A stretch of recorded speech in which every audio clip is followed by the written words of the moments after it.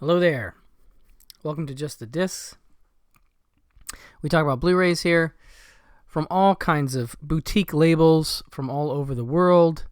And one that we return to a lot is a lovely label from Australia that is a sub-label of Via Vision Entertainment, and that is Imprint Films. And Imprint continues to impress with really nice editions of sometimes films that have never been released on Blu-ray, and sometimes films that have, but they end up outdoing the previous releases. And the first one I'm going to talk about is one of those examples. This bundle is from September of 2024, and it includes Capricorn I, which is a movie that I have been a fan of. I'm a big fan of a lot of things about it, not the least of which is its director, Peter Hyams. And Hyams is a guy that I have become kind of obsessed with in the last, 5 years or so, because, I certainly knew his films. I grew up watching some of his films in the theater and on cable, but I think it was this sort of discovery for me of Busting, his debut feature from the 70s with Elliot Gould and Robert Blake as vice cops, and just how good that movie is, how great a buddy cop movie it is, and how ahead of its time it was, and how Hyams would go on to do more buddy cop stuff, including Running Scared, which I think is still considered one of the better examples of the genre in the 80s. So anyway, he made a lot of stuff. Thrillers, actually a lot of thrillers. A little bit of action, some horror. Comedies like Stay Tuned.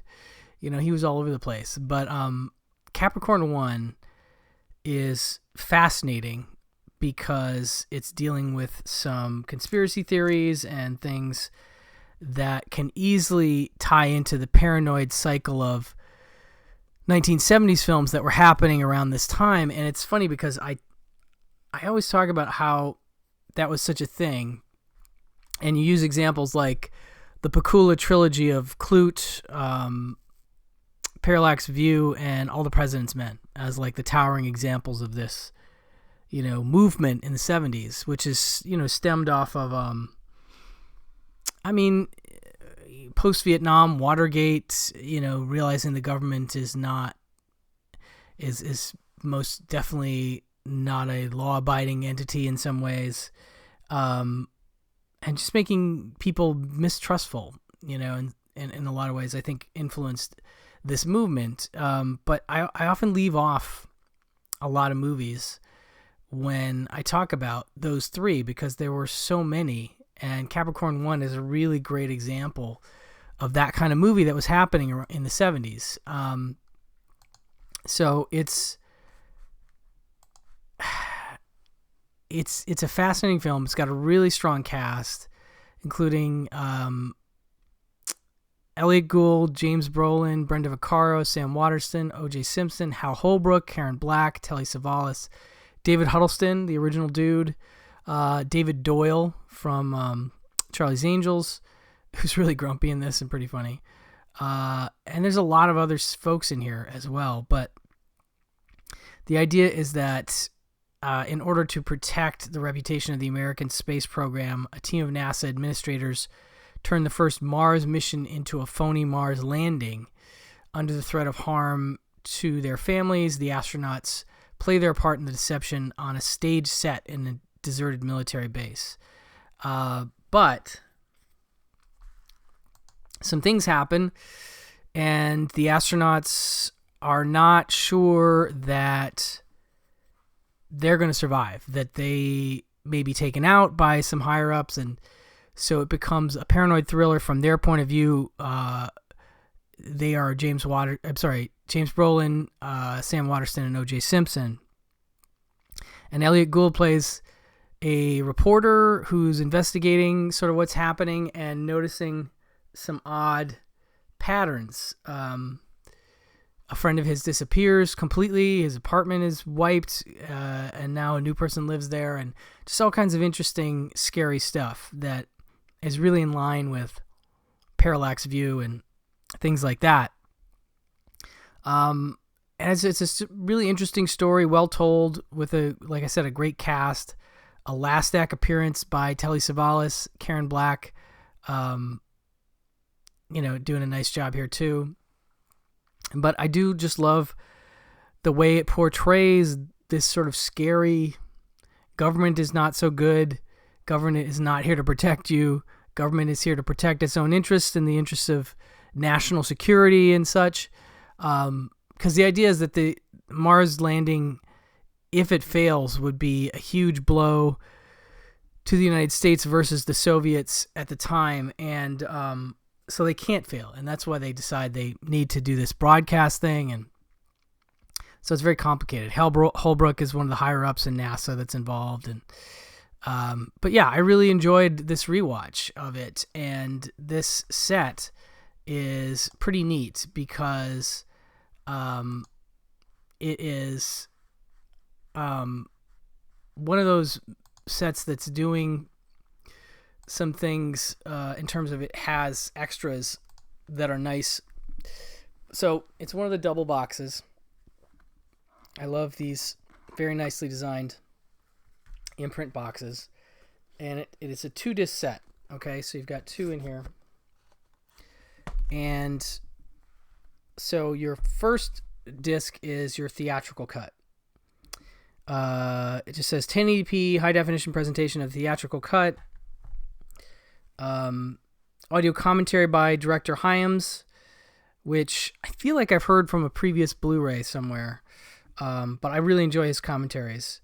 Flight of Fancy, the politics and paranoia of Capricorn I vintage featurette, and something called What If, the making of Capricorn I vintage featurette, and On the Set with Capricorn I vintage location footage as well. So that's all included here. This cut of the film is 2 hours and 3 minutes. Versus, and this is what I watched, the extended cut, which is 2 hours and 9 minutes, and it's also a 1080p high definition presentation. ITV Studios is involved.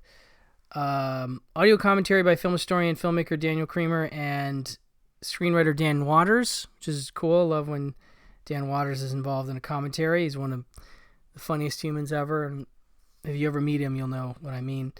Conspiracy busting interview with actor Elliot Gould. This is brand new from 2024. Gould, recalling his memories of the film. Confessions of an Astronaut's Wife, an interview with actress Brenda Vaccaro, also new. She plays the wife of James Brolin, I believe. How the Capricorn Was Won, Getting to the Green Light, interview with producer Paul Lazarus, also new.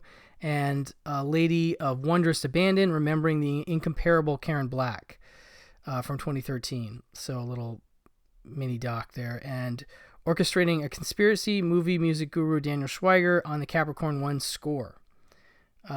So very thorough and very enjoyable presentation of the film with some nice new extras.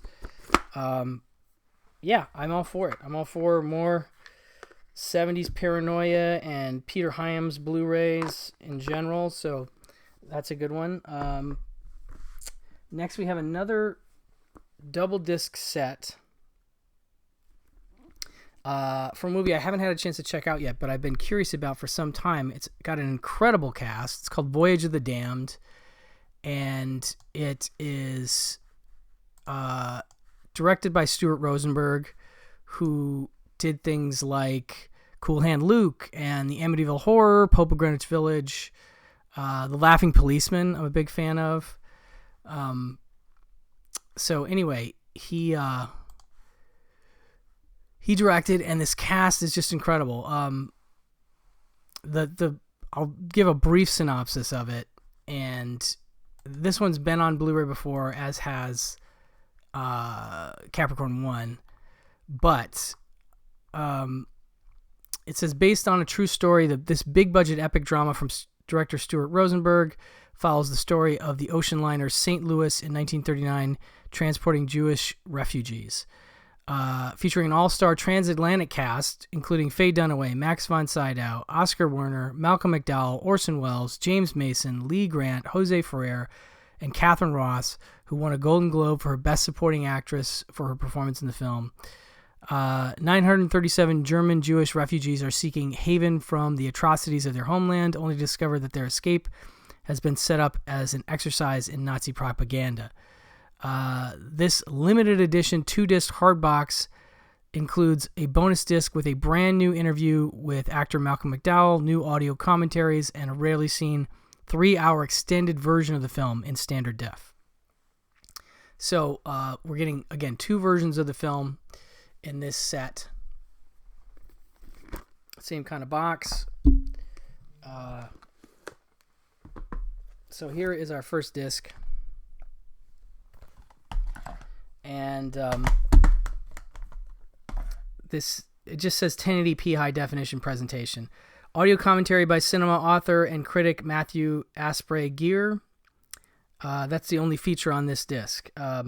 This cut of the film is 2 hours and 38 minutes. And it is, of course, shorter than the extended version that's on the second disc, which I'll get to. But this cast is just crazy. And I don't even know if did they get everybody, because yeah, I think they're actually not naming the entire cast, because Lynn Frederick, Wendy Hiller, Julie Harris, Paul Koslow, Jonathan Pryce, let's see here.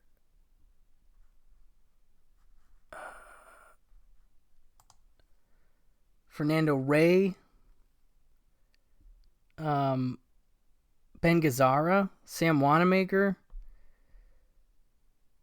Boy, yeah, it is. I think I said Lee Grant, but yeah, it's incredible. Like, you basically, can't swing a cat without hitting some kind of a star of the 70s or earlier, and not just U.S. stars. So very cool. Wendy Hiller, of course, one of the stars of one of my favorite Powell Pressburger movies, I Know Where I'm Going. So it's neat to see an actor like that, a British actor in this, So it's really neat that it's quite a diverse cast.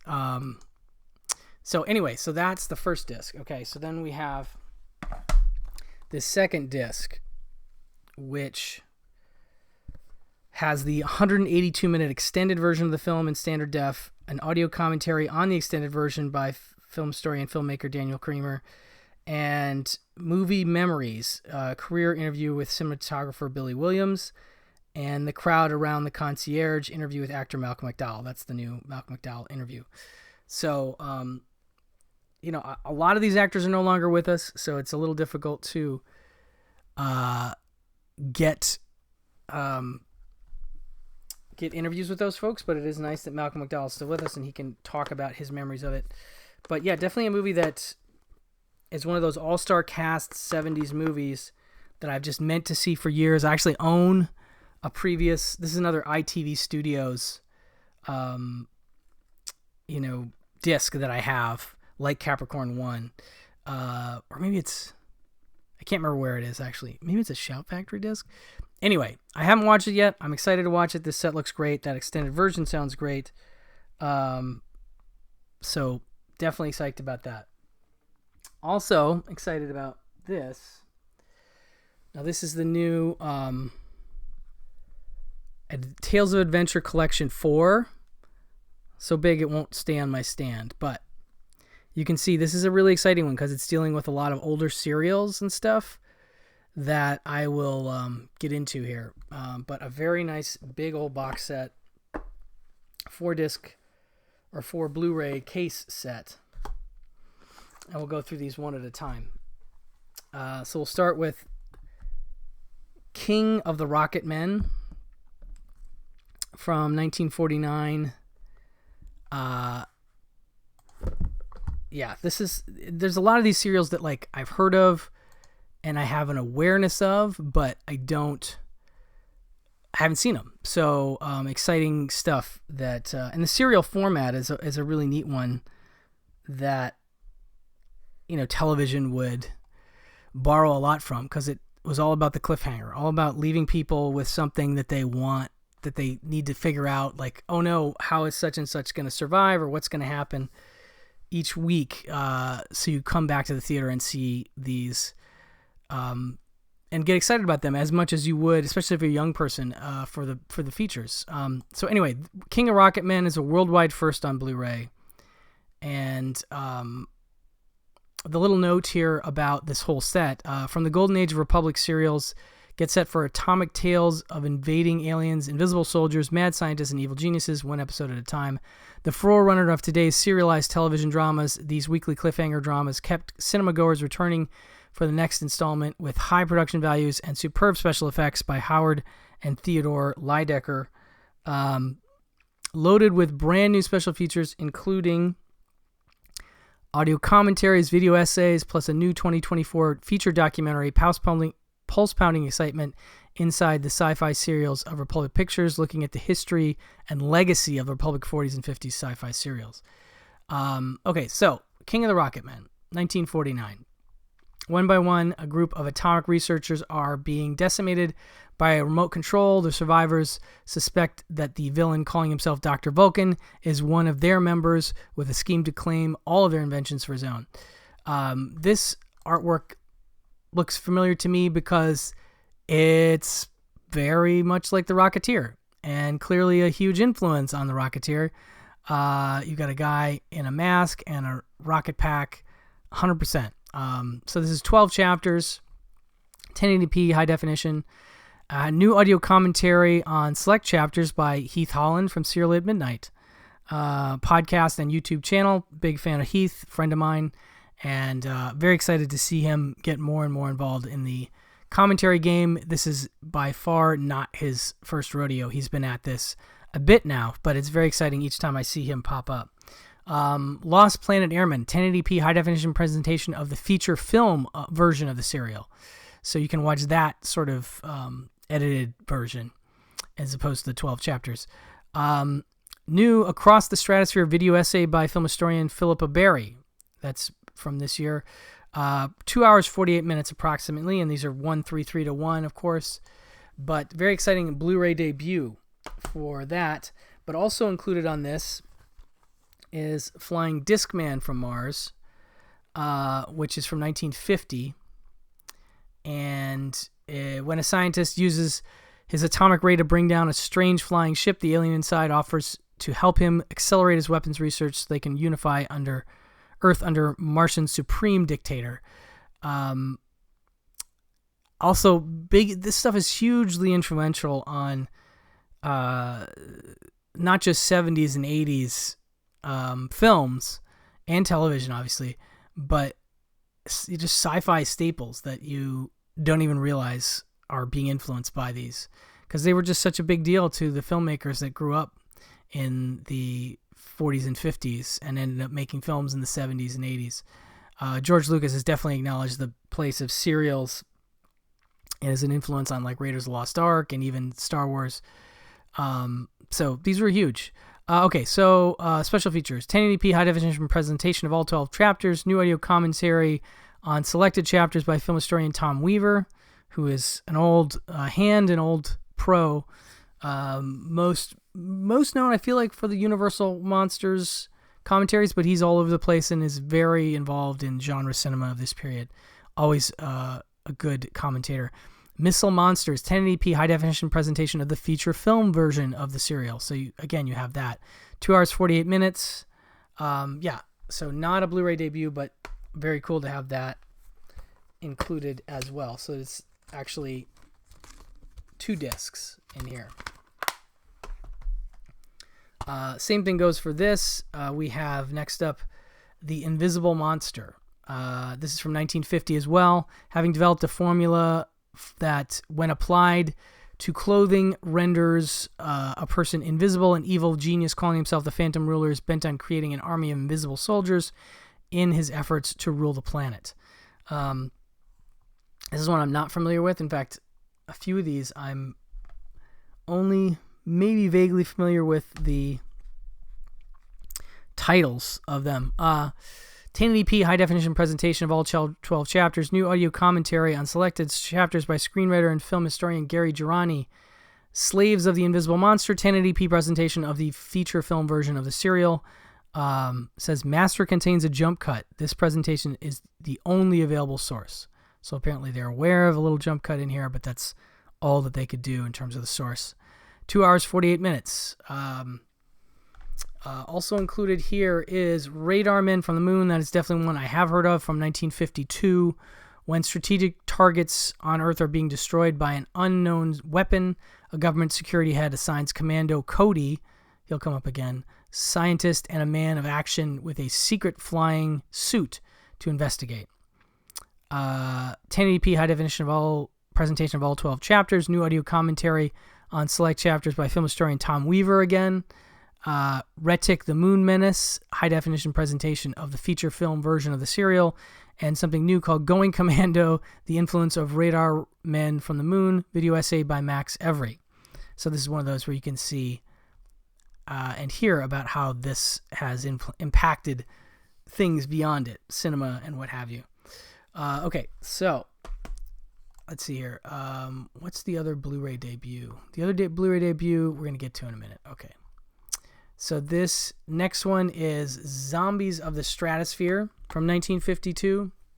Secret agent Larry Martin, who can fly with an experimental rocket suit, and his cohort Bob Wilson try to save the Earth from evil Martians.